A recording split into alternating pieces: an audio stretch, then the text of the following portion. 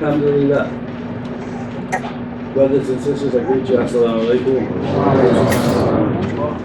Allahu al-A'la, al-Rafi, al-Qafi. Allah is the Most High, the Exalter and the Abaser. Allah's position is established. It is given in religion that Allah's position is Most High, and He exalts people to be near to Him, and He abases people to be in the opposite relationship, distant from Him. And the law says in Surah 79, Ayah 40 and 41, English translation, and for such as had entertained the fear of standing before their Lord, and had restrained their soul or self from lower desires, their abode will be the garden. We just finished a month of fasting, and we're told that the purpose of fasting is that we develop self-restraint. And Allah uses a different verb for restrain. It's the verb that basically means deny. But He said, for those who restrain their own nafs, their self, or their soul from their lower desires, their abode will be the Jannah. Where is Jannah as far as high and low in the scripture that we're given in religion? It's a high. Those who restrain from the lower, they wind up being higher. After the Jumu'ah khutbah, we're going to make salah. There is nobody here in the musalla who has the skill to get up without pushing down. Imagine how you're going to get up. You're going to push down with your hand. You're going to push down with your leg. You don't get up until you push away from down. Try it. Right now, see, can you levitate up without pushing down? This is a reality in religion. You have to be anti-down in order to get up. Down and up, not on the same level. There's levels in religion. There is no such thing as education or religion without levels. Education's got elementary school, which the Europeans call it lower school. That makes it easier to follow. Lower school, middle school, high school, higher education. It is built on ranks. Let me change my statement. Education, military, and religion. Built on levels and ranks. Is that right? Those who restrain from their lower desires, their abode will be the Jannah. And Jannah is not only up high, it is orderly. It is orderly in Al Jannah. It's got ranks. It's got roads. It's straight. Yes. Things are not wild in the Jannah. See, Jannah and jungle both start with a J, but they got a different nature. The one with the order in it is Jannah, and the one with the disorder, every individual thing growing whichever way it wants to, that's jungle. So, the Jannah is high up and it's orderly.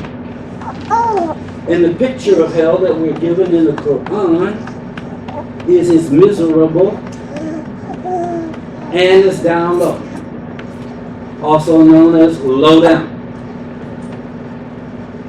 So religion says if you restrain yourself, you go up to a high station, and if you don't restrain yourself, you go down to a bad station, brothers and sisters.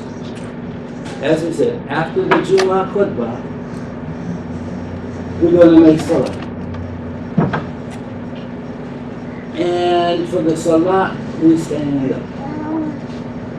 And after we stand up, what kind of formation do we get into?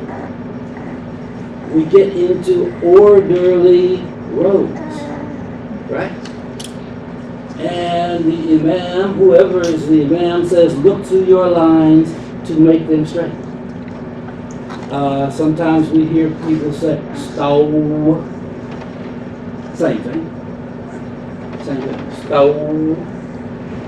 Line up. Get balanced and orderly and lined up. Stow. Whoever's leading the prayer doesn't say, I'm going to come around and make your line straight. He said, look to your lines to make your line straight, because if you have some out of lineness about yourself and your position, you can fix that. Believers have that ability, and it's part of the expectation. It's part of what Allah loves. We do not get into rows for the salat because of the particular imam of the moment. We get into rows like crops in the garden because we know that Allah loves that. That's what we do. And after we get in rows, we declare something about Akbar. We don't name ourselves and say Akbar, do we? No. We don't name the Imam of the moment and say Akbar.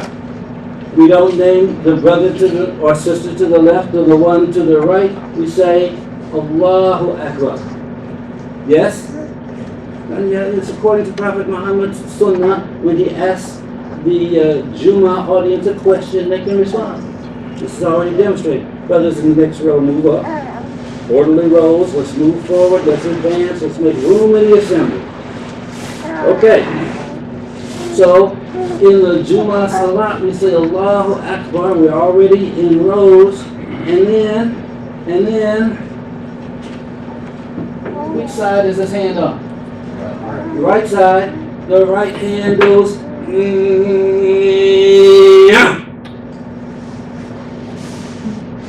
what that represent? Self-restraint. The khutbah today is reflections on self-restraint. Some reflections on self-restraint. Self-restraint is an issue in religion. It's a key to moving up. The self-restrained move up and the unself-restrained move down. That's the way it is. That's 3,500 years ago. That's 1,400 years ago. That's current events. There is no change in Allah's way. Trust me, a child understands, if told, that this position means restraining yourself. Trust me, and that's what we do. Now the Imam in the Jumu'ah Salat does not go up and down the rows and take anybody's right hand and put it over their left hand. Have you ever seen that happen? It doesn't happen, because what's important is that everybody do it for their own self. This in Salat, even it's a community Salat. The community is ordered in rows, but every individual is practicing self-restraint. The Jumu'ah Salat is not a place for individualness.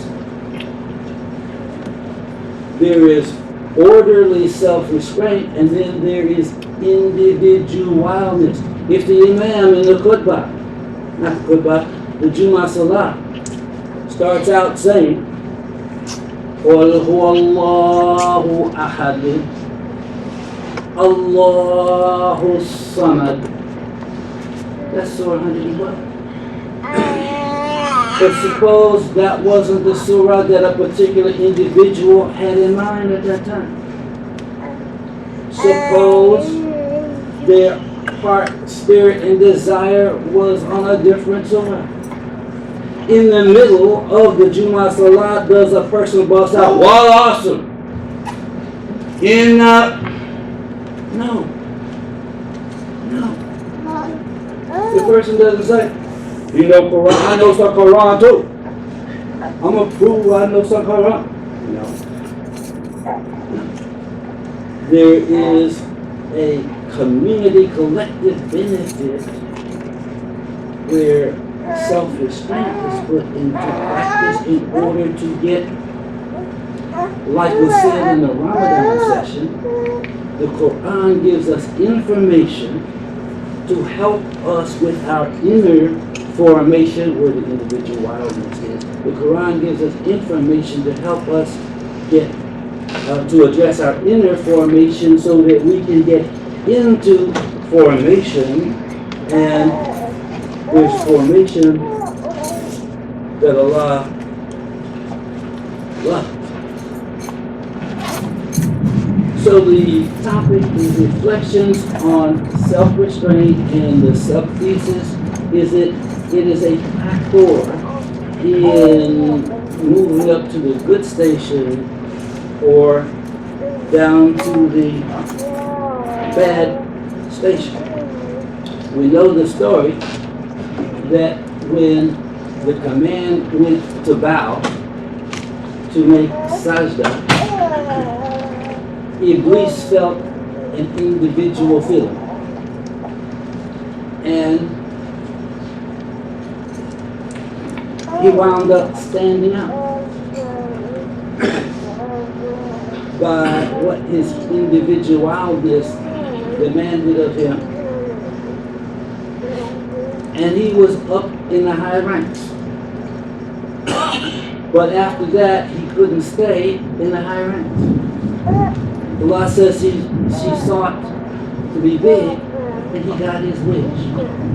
He got to be big in hell. That's his main territory. And running around on the earth, but he didn't get to be big at the high levels by being buck. And then when he came crooked to Adam and Eve and got them involved in his scheme, and they went for his scheme instead of heeding the warning, Allah gave a command to the three of them, as the story told in the Quran. He told them, Ihbitu. Pronounce please, Ihbitu.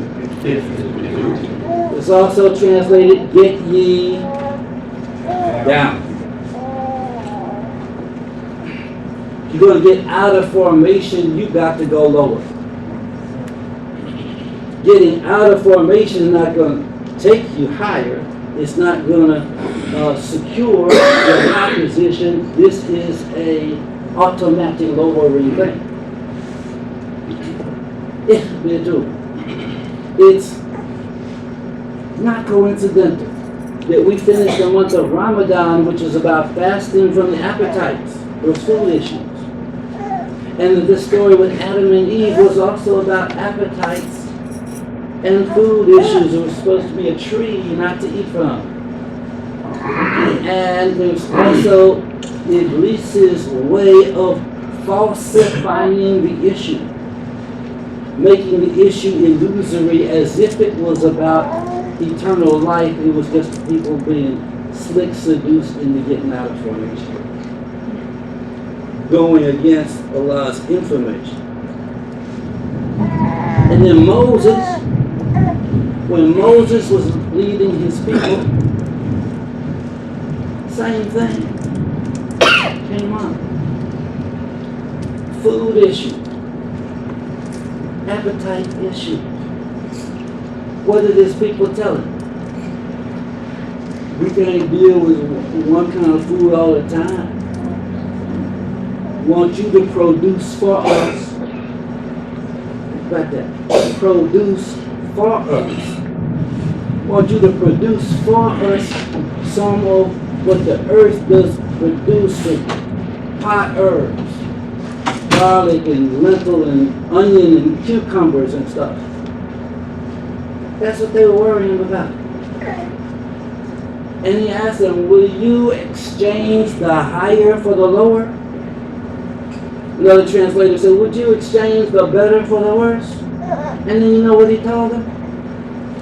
Ihbitu. The same command. Ihbitu. If that's what you are about, Ihbitu Misran. Go down to any Egypt. The word for Egypt in the Quran is Misr. Go down to any Egypt. Go down to any town. That's the level that you're really about. After all Allah has done, Ihbitu Misran. We already know some of our scientists here will look at Ihbitu and automatically be thinking about consonantal connections, eliminating the vowel and finding the root, and seeing a connection with habit. Doesn't Ihbitu have HBT in it? Yes, sir. Mm-hmm. And doesn't Misran have a resemblance to miserable? Misery? Miserable? How are we going to save people from having a miserable life and they're still going to keep low life habits? I'm not talking about us. I'm talking about current events. And then it says they drew upon themselves the wrath of Allah. Same ayah, which is Surah 2, ayah 61. The Ghadabi. The Ghadabi Allah, like the Magdubi, Ghadab. Right? Being about them appetites on the lower level and being willing to exchange it for the truly higher level they drew on themselves. The Ghadab.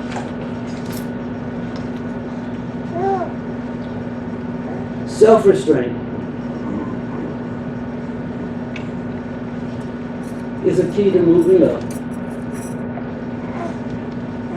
And it also applies in the case of less obvious appetites, because the topic is intended to be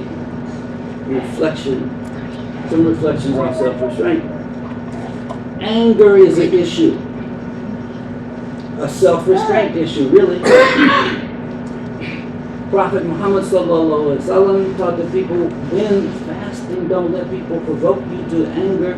If you feel provoked to anger, say, I am fasting. And he counseled the young brother, do not become angry. How many people doing time in prison right now because of something in a flash of a moment of anger? Because of a momentary anger, they're doing years behind bars where society is putting restraint on people for a moment of not having what? Self-restraint. Greed is an issue. It's a self-restraint issue. The Southern Baptists, just a week or two ago, took back their doctrine on the curse of Ham. But they adopted the doctrine in the 1840s, I do believe that's what the news said. But now it's 2017, they've taken the doctrine back. Which Bible verses changed between 1840 something and now? The Bible didn't change. So what made people come up with a doctrine that they got to now abandon as not being the truth? Greed. Because in 1840, Southern Baptist means slave territory, white Baptist. And the greed for a better material life was so strong that they couldn't restrain themselves from doctrines that support their greed. So the golden rule had to go in the trash basket so that the curse of Ham could flow from the pulpit, because as Jesus said, thou canst not serve both God and mammon, which is money, material establishment, because you will love one and hate the other. So if you love being a slave master, you gotta hate the golden rule enough that you'll crucify it and bury it. Because they couldn't restrain themselves from the temptation of all that wealth that slavery promised. The same thing applies to virtually exterminating or decimating the Native American population. Golden rule doesn't need anybody to do that. But it's the golden rule or the goal. So they couldn't restrain themselves. Covetousness. 10th commandment in the Bible, thou shalt not covet. Surah 64, ayah 16. Those saved from the covetousness of their own souls, these are the ones who will attain prosperity. And covetousness applies to any time you see somebody else with something that you don't have, and that's what moves you. And you're willing to move despite some higher things that you should restrain yourself from. Wastefulness. Wastefulness is a sin, but it requires some self-restraint. Taxpayers are paying $10,000 to $12,000 per student per year for free public education. And most of that money is being wasted because the people in the classrooms to take advantage of the free public education are about something else. The financial tap is just running, the money is flowing, it's somewhere between $50,000 to $100,000 being spent or available for everybody since way back when people were in kindergarten. It wasn't $10,000 to $12,000. Okay? But then after all this gets wasted, then they find out they don't have productive skills. Then you look for wealth or sustenance through crime, but wastefulness is a sin.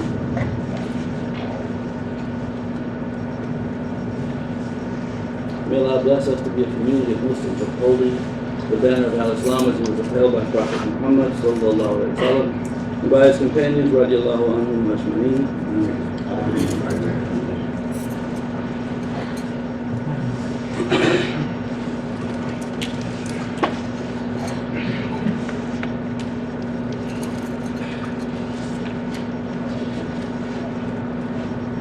Alhamdulillah Rabbil Alameen.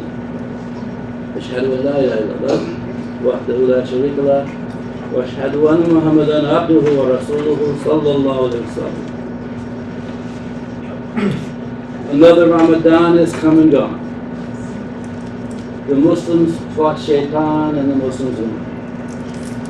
We had the fasting Taraweeh, the prayer, the feast, the fun, and now we should be better Muslims than ever from now on. That whole month was to develop self-restraint. And self-restraint is an issue in ways that are obvious and less obvious. But coming off of a month of fasting, we should be at a peak, a new peak of cultivated self-restraint. Now that we've found self-restraint, what are we going to do with it?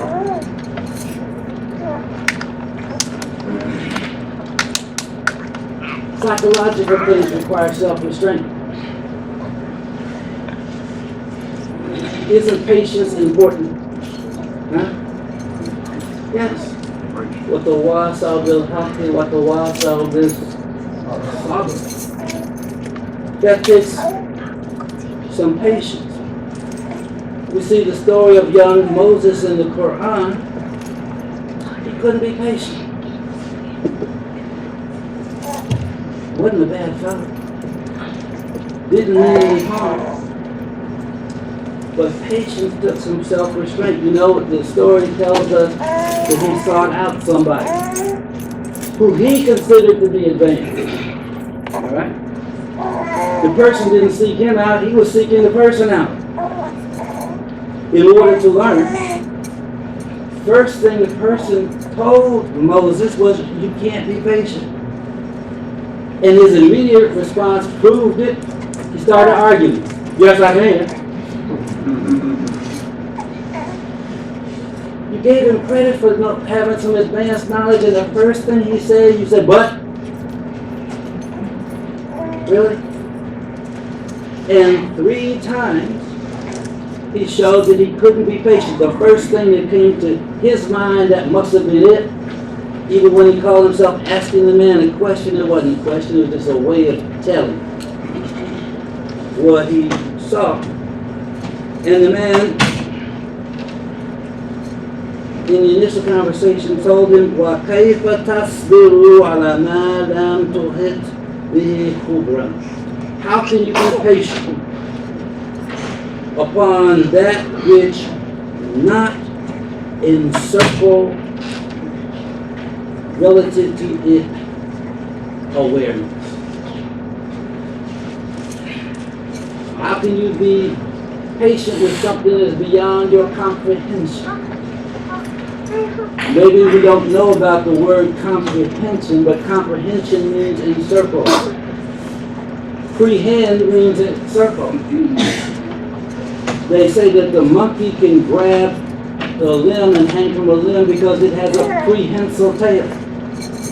They say that the elephant can grab a log and move it because it has a prehensile nose. They can wrap around the log. It's about encircling. And when the police say they apprehended a suspect, it doesn't mean they spotted him. They mean they got a grip around him. They put the handcuffs around him. They put him in the back seat of the squad car, and they put the back seat around him. Sometimes people don't comprehend something. They say, I can't wrap my brain around that. He said, how can you be patient with something outside your circle of comprehension? How can you be patient with something like this? This point is outside the circle.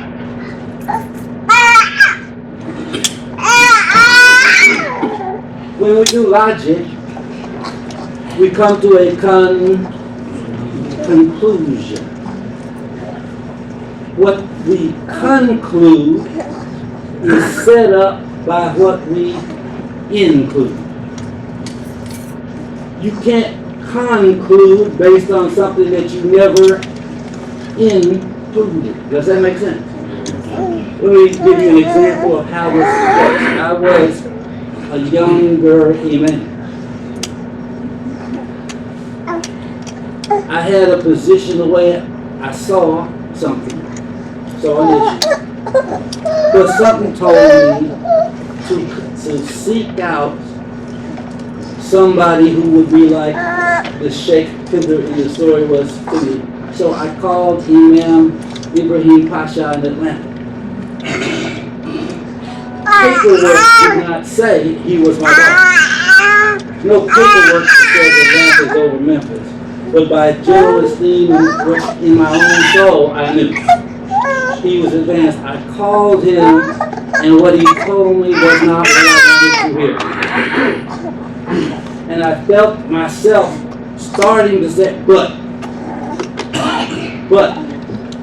trying to get his answer to come within my circle. And I realized I'm about to become a butthead.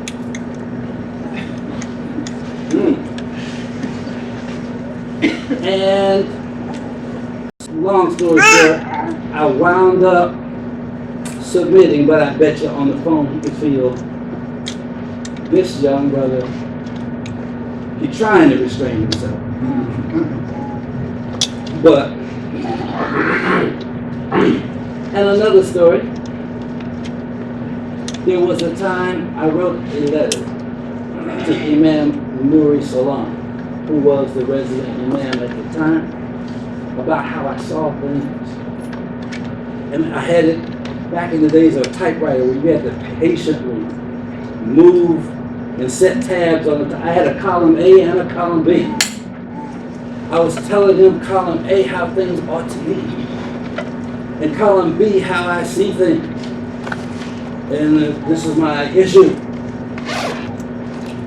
And when he called me into the office, or I went into the office, whatever we had our meeting, right in there, at that same desk, which is still there on purpose.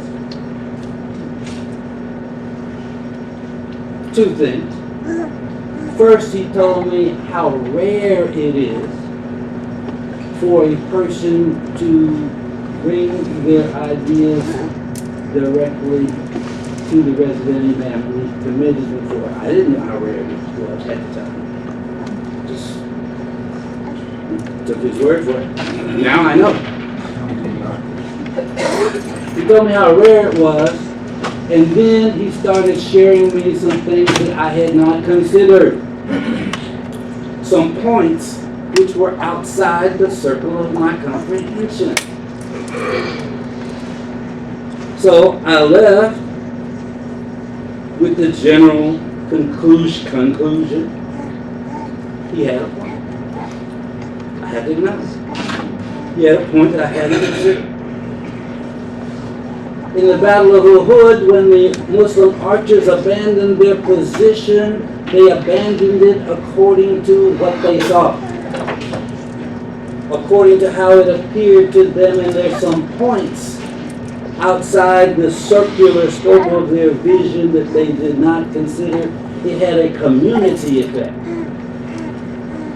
But on their own, they abandoned their position.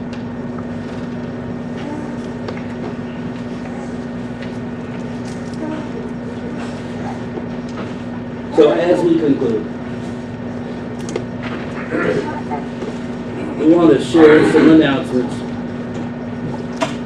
and then ask for a special dua. There are some standard weekly announcements. Jumuah and Talim are at 1:15 p.m. Zakat is obligatory on believers. And the Al-Ma'un Committee asks us that we remember the sick and the shut in, and we do good by visiting them, calling them, giving them a Muslim journal, making dua for them. This week's announcements has 5 specific announcements, only one of which has link to it, but it is a new announcement. It merits being read at length. Specific announcement number 1, become a SEAL, S-E-A-L. Serve others, engage new people, be active in the community, and become a leader, S-E-A-L. And how, you ask? Celebrate your birth month by collectively planning with others in the community with the same birth month. Initiate an activity, a workshop, a service project, a lecture event, social event, etc., that will expose those in the public to our community and or enhance our internal community life. How do you know who is in your birth month? By the way, the S-E-A-L Community Affairs team at the top. How do you know who's in your birth month? We've got you covered. There is a chart, and as more people sign up, more will be added, and the contact information will be provided to those in the same birth month and upon request, if needed. We understand that some people like to protect their privacy, so we're not publishing the numbers to the entire community. If you're not on the list, just send in your name and your birth month. Your name and your birth month to MAM Community Affairs. MAM from Masjid al-Mu'min, of course. MAM Community Affairs at gmail.com. Or sign up at the Masjid and we'll update the list. Imam Sharif will be glad to collect your information. We know you're dying to get started. And when can I, you ask? Answer immediately. Your birth month can meet as early as you like. Just have ready and schedule something for your birth month. First up is July. It's a few days away, so they may choose to do something small but powerful. August will follow, so plan it away. So, if you'd like to see it again when the announcements are posted, just look for number 1. Number 2 is simply that there's a community affairs meeting Sunday, July the 9th, 10:45 a.m. Number 3 asks for du'as for Brother Lucius Howard, the father of Sister Charmaine, and Brother Amir Akram. Again, if you forget the names, look for announcement number 3. Number 4 is about the 14th annual Camp Khalil summer session in a couple of weeks. And there's the contact information to find out more about it. It tells you all about the registration and everything. And number 5 is that there's a halal food pantry, food and clothes distribution on the last Saturday of the month. And if you want to know the exact date and time, look for announcement number 5. Followed by contact us, reminder of how to contact Master Community Affairs. So, self-restraint. Some reflections on self-restraint. The Quran says the masajid of Allah should be visited and maintained by, and I don't have it all memorized, but the people who believe in giving charity, etc., etc., restrain self from the selfishness of visiting but not maintaining. It's supposed to be visited and maintained. The giving the life to the masjid is about coming and supporting the masjid. If it's Islamic enough to come to, it's Islamic enough to donate to.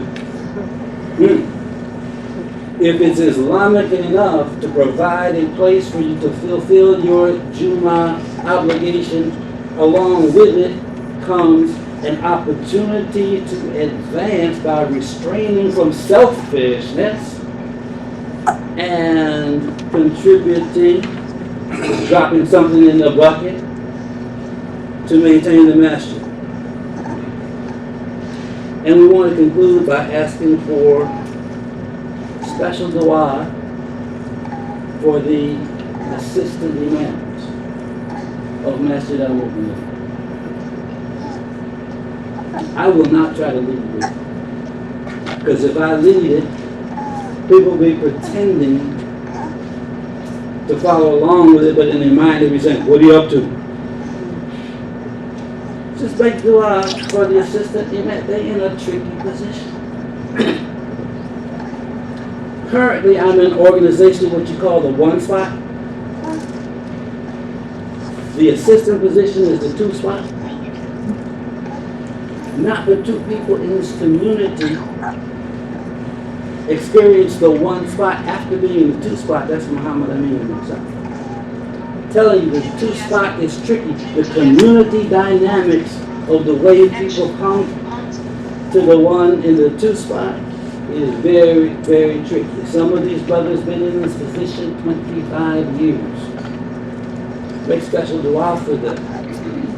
Each of them was asked for specifically to be assisted. In the Quran, we have an example of the 1 spot, the 2 spot, and the invisible hidden spot. That's the story of Moses with his people in the wilderness. Moses was in the 1 spot. Who was in the 2 spot? Aaron or Harun. And in the invisible, hidden, anonymous spot was somebody, name not given, the title for that person was the Samiri. Do not think I'm dropping hints about somebody whose name is Sam. No! Don't even go there. The Bible says Aaron came up with the golden calf. The Quran corrects that. Who came up with the golden calf? The Samiri came up with the golden calf. Aaron, the requested assistant, wasn't a clown. Was a man of courage. He went up against Pharaoh, didn't he? He went up against Pharaoh with Moses. But when charged with acting on Moses' behalf in his absence, which is almost word for word the language in the bylaws, for what the assistant imam is supposed to do. He spoke up, but after he spoke up, he couldn't deal with it. And they just overran the whole situation. They said, we're going to clown until Moses comes back. That's basically what they said. And then they started to say, this is our God, and Moses the one forgot. It's a tricky position, I'm telling you. When I stepped into the number 2 position, people started coming at me in ways you might forget that I had that experience. I never forgot that. Never. It's a particular challenge. And these assistant imams are good brothers, every last one of them. Strong members of the community. Great contributors. But the people should have some mercy on them. Because it's a tricky dynamic. Really make dua for them. May Allah bless us to be a community of Muslims upholding the banner of Al-Islam as it was upheld by Prophet Muhammad sallallahu alaihi wasallam and by his companions radiallahu anhu ajma'in.